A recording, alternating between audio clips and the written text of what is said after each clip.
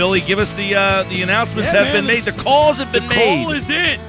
Eric Lindros, Sergei Makarov, ex-Flyers coach Pat Quinn, and from the 70s and the Los Angeles Kings, Rogie Vachon. Rogie Vachon. Oh, Rogie. So there you go. No Recchi and no Roenick. And by the way, earlier today, Craig Berube said of this group, those would be the first two guys he would put in. Stats-wise, cup-wise, Mark Neither Recchi, one 3 of them. cups. Neither one of them gets in. Scott Mellanby, of course, played for the Flyers. He's now an executive in the league and played against Eric Lindros and some of these other guys, and we'll get some more perspective as we just got word, Scott, as Lindros gets in. I don't know, is that a surprise to you to hear Lindros? Because he's really been the big debate. He seems like the biggest of the names of this group. So Lindros gets in. Any surprise?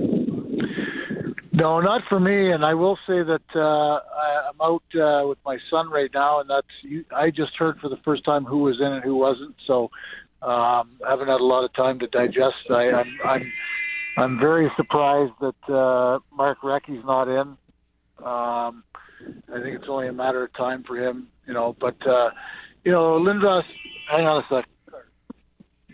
Lindros to me is a guy that I'm not surprised at all. I think there's obviously no requirements that have to be met or no standard. But to me, Eric Lindros is a guy that people paid to come and watch, and he could play the game any way you wanted, and for me, he's a Hall of Famer. Scott Mellanby, Billy Schweim here. Schweimer, you didn't get in, eh? No, I didn't. Shocking. Scott, you played against Eric Lindros, who's a formidable opponent. I mean, he changed the whole dynamic of the game. Talk to us a little bit about your perception as a player, that Eric Lindros is a player. I mean, going up against him. Well, yeah. I mean, to me, listen, the guy could score. The guy could hit. He ran over people. He could fight. He could make plays. He obviously was an intimidating guy to play against. And I really believe that if he had a healthy career and was able to play, 15 years healthy, I think the Flyers would have won a cup with him. But unfortunately, that didn't work out that way. But like I said, whether Eric Lindros was going into Los Angeles or St. Louis or Florida or wherever he was going, people circled it on their calendar, and they paid money to go and watch him play. And like I said, he was an intimidating guy, but he could score and he could make plays, and he was a Hart Trophy winner. And there's no question in my mind he deserves to be in there. Now, you said you were very surprised, Recchi. How about Roenick? He didn't get in either. Now, earlier today, Berube told us he thought those two guys, of all of them, should have been the first to win. Yeah, I mean, you know what? Listen, there are great players that are not in there, and I think Roenick will get in time. Again, he's another guy to me that people paid to go and watch. He was electrifying at times. He was fun to watch. He was passionate about the game. He could score goals. He was tough as nails for a guy his size in a competitive way. And but Mark Recchi, to me, I mean, you look at the numbers and you look at Stanley Cups. I think he won with Pittsburgh. He won with Carolina. He won with Boston. I mean, and not that winning is the only factor, but his numbers are astounding. And I am surprised that he'd be the one guy that I would have thought would, and again, I don't know everybody that was up for it. I think Andreychuk was another guy that was that's been on the ballot. But Mark Recchi, to me, will get I think they'll both get in time. It's just, there's a lot of good arguments to be made for a lot of people. But like I said, going back to Lindros, like I said, no matter what city he was going into, and if you wanted to go and boo him or cheer him, people were putting their money down to see him. We're talking with Scott Mellanby, former Flyer, Atlanta Thrasher, Edmonton Oiler, and Florida, St. Louis Blue, Florida Panthers. It's a long list. It's a long list, brother. Hey, Scooter, talk to us a little bit about you. You made some headlines in Florida when you slapped the rat. You caused the craze when you hit the rat with a hockey stick. Yeah, it seems like it seems like that's still going on a little bit down there, and it's certainly. I would rather be remembered for being in the Hall of Fame, but I guess I would be remembered for killing a rat. So you got to be famous. You got to be famous for something. Well, you are famous, Scooter, because you scored the first career goal for the Florida Panthers. You picked up in the expansion draft, and you scored the first goal. So that'll be a record that will never change. Yeah, I mean, I'm proud of the time I spent in Florida. You know, we had a very successful team there right away.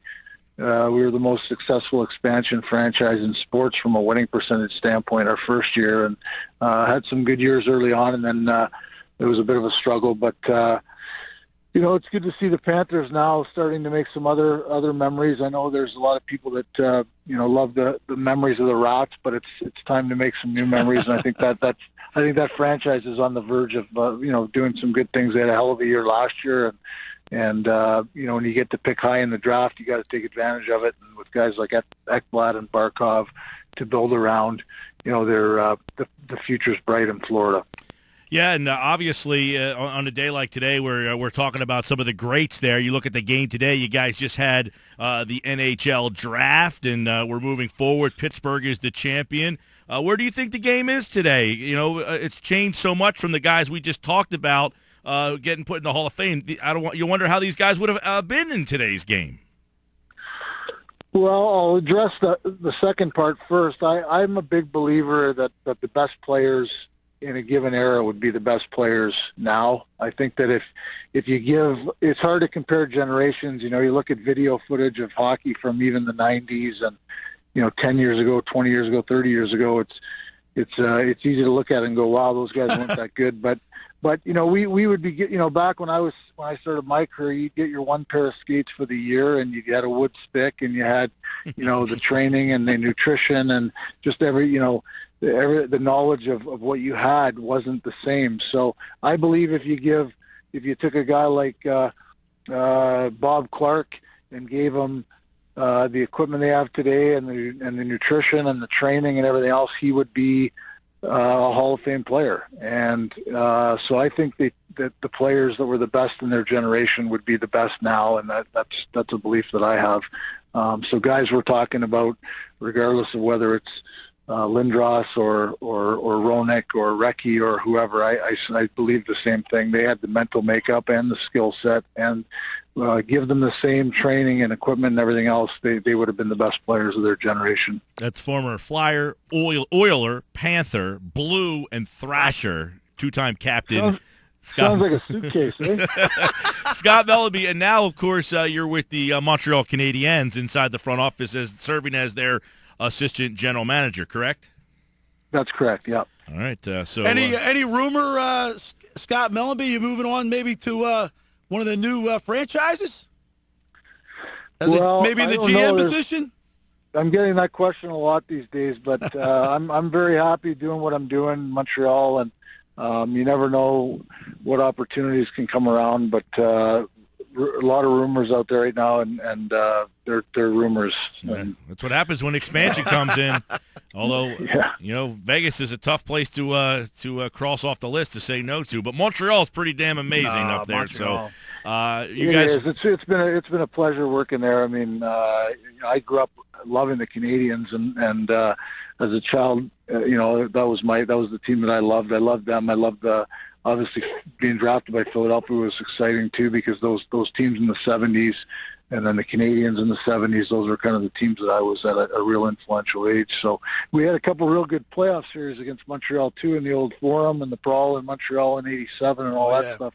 Was great memories, and working for Jeff Molson and Mark Bergevin's been fantastic. Well, and you know what it's like in the expansion. You were taken by Florida in the expansion draft. That's how that Florida Panther thing got going.